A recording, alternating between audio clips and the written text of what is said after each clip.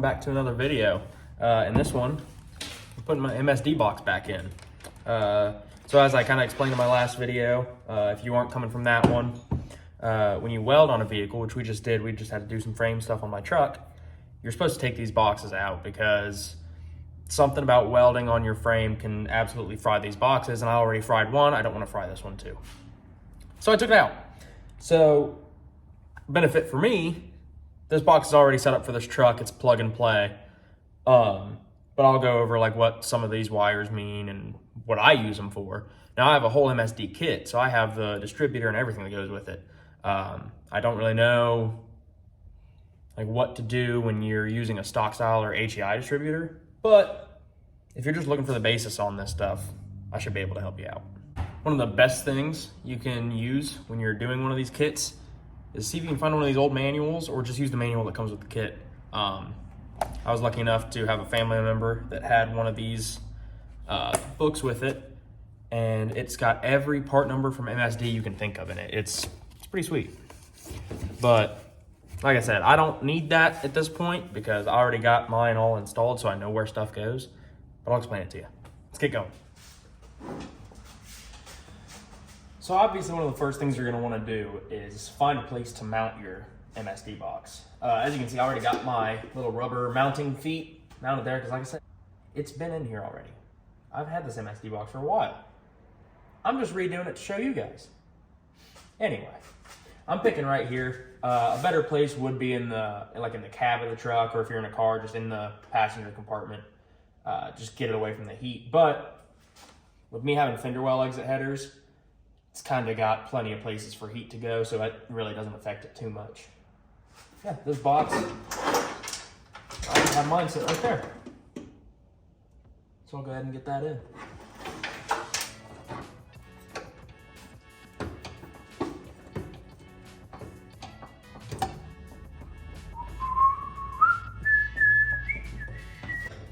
Walking Through New Orleans song stuck in my head from that newest SRC video. Solid video from the pad. If you haven't seen it yet, I highly suggest you go check it out. That's step one of installing the MSD box. Now for the fun part.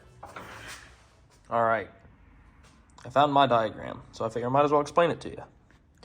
So it's real simple. I think this style is the easiest one to do. You know, there's all these other ones where you can hook it up to your factory ignition and all that stuff, but this is just cut and dry, straight to the point. Explains all your colors to you. Obviously a heavy black and heavy red go straight to your battery. You need to have your switch power, which mine's actually really convenient. White, look how easy that is, not used. Orange black, go to your coil, and then there's a plug that comes out of the back of it that goes right to your, for me it's a distributor, but if you have a crank trigger, you can use that too. And it's not shown on here, but there's a little male plug on the back for your tack. I mean, they can't make it any simpler. Yeah. So right here, right off the bat for me, this is my switched power wire. You can run it right to your ignition switch in your cab, or you can find something in here. What's easiest for me, my starter solenoid right here has a wire that goes to it that's switched. So luckily for me, I can just run this switch power right to it. Save me a bunch of time running wire. I count that as a win. I guess I'm missing a big piece right here, and that'd be the battery. Oh, there it is. Yeah.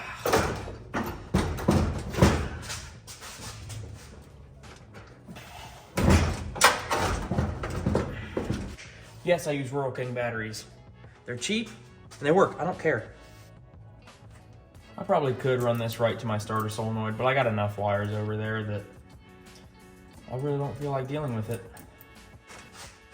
Got my ground ran all the way.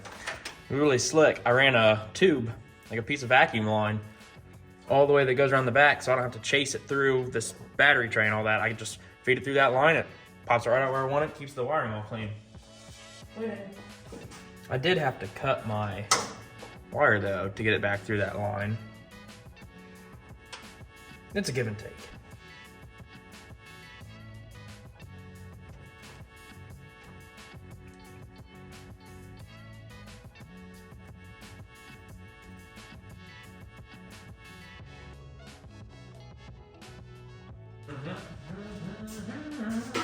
Ow! I grabbed the hot end of the lighter. Okay, power is done. This is like a mostly stock truck, which is a blessing and a curse.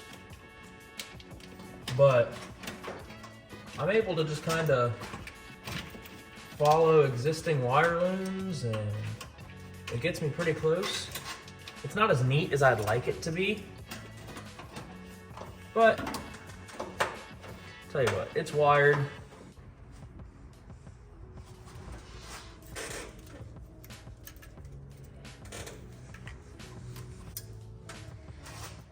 And I have to remember, I think I did brown to positive.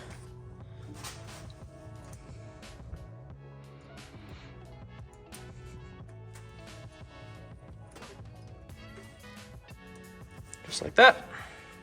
So a little interesting fact about MSD and their coils. So I had an ignition problem for a while, and it ended up being my old box, my old MSD box, which was a digital 6, which I'll never use one of those again. Anyway, I was chasing the issue and I thought it was the coil. I had just an original Blaster 2, but after doing some research, I didn't know they sold a high vibration, which basically just means all the internals are actually set in epoxy, not just sitting in oil. So this one you can actually mount on its side and mount it just about anywhere you want, being on a motor or a high vibration area. Pretty cool. Didn't know about it, so I figured I'll let you guys know. So with the wires going to your distributor, you got the two ones coming out of the back of the distributor. So you got your black and purple, and you got your black and orange. And then that goes, you can kind of see that black wire right there. That's got a green and purple wire in it. That runs all the way over to this side, where you can see it comes out, and just above it is the plug coming out of the box. Get that plugged in, and you should have all the power you need going to your distributor. Right here, this little gray wire is my tack wire, so I just gotta kind of feel around for the plug it right in. There you go. Should have your tack output all good to go. Don't know, these older MSD boxes use chips to set your RPM. So like as you can see right here, if it'll focus, if not, you'll have to take my word for it. That's a 6,000 chip, meaning truck will rev up to 6 grand, it'll cut out. It's real simple. 6 grand is just barely lower than what I want it to be at. I shift at 62, so it'll probably set mine to 63 or around there. So instead of buying just a single chip or an assorted set of chips or whatever, I got lucky at one of the Ford swap meets we have here in Ohio, and I found an RPM selector. These things are actually pretty slick. You just find one that's in your RPM range. This one's a little on the high side. Mine's not right in the middle, but it's got starts at 6,000 and it goes all the way to 8,200. Now this truck will never see 8,200, but I could. Now the digital 6AL boxes have this built in. It's kind of one of their claim to fames with them, but I don't like them. I'm not a fan of the digital 6ALs anymore. Just not nearly as good.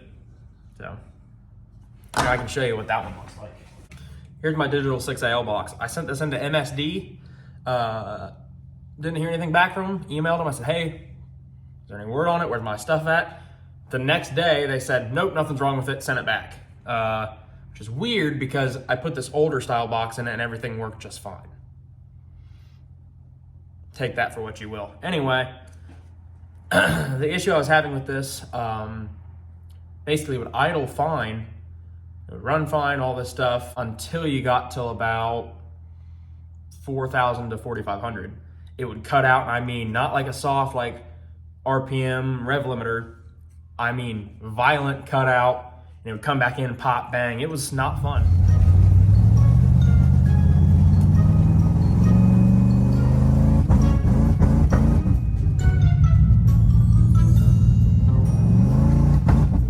The truck definitely didn't like it, so got an older style box, retired this thing. I'm hanging on to it just because I try to keep my truck ran at least once a week, and if for whatever reason, if this one goes out, I got this one to where I can at least idle the truck. So that's where we're at. Right here you have your RPM selectors. You got your big one, you got your thousands, and then you got your hundreds. So you can set it to 1200 or 1300, or you can set it to, I think, what's it go up to? 9. You can go up to 9,900 RPMs. That's a lot. Yeah. See if we can get this thing put in. It's super easy, so I don't know why I say let's see if we can. I know we can. Mainly figuring out where I want to mount it. So let's go see if we can figure out where I want to mount it. So these chips plug in right down here at the bottom, if I can find it. Oop.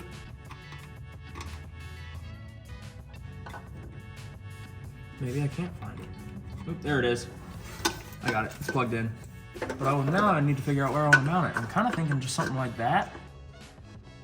I mean, it's not pretty, but it works. I don't know.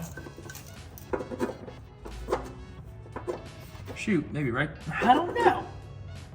I don't know where I want to put this. I got some real strong stuff here. It's 30-pound double-sided tape from 3M. Should work.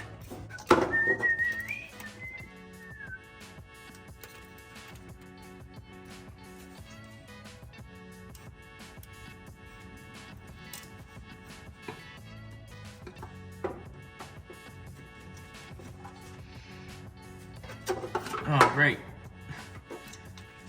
That tape ain't sticking.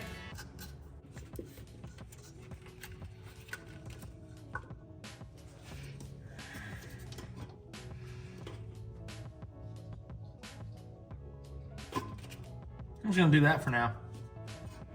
At least I can see what's going on. Got it set on 62. Cool. Cool, I'm leaving it. Done messing with it.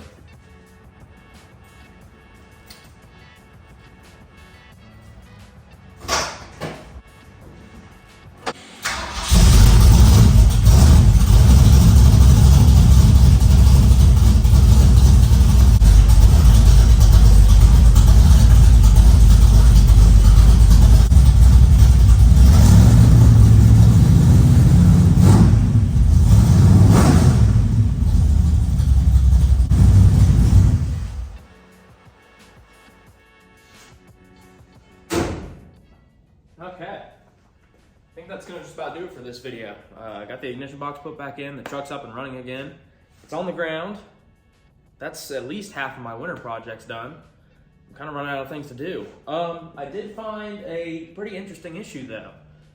All of my header tubes, they're all around, I don't know, 450 to 500 degrees, except for my number 4 cylinder. It likes to sit around 220. I don't know what that means. I've checked valve train, I've checked wire, I got spark. I don't know, maybe it's air fuel mixture. It does have a dual plane intake on it, so it might vary a little bit. Maybe it's a rich cylinder, so it's keeping it cooler, I don't know.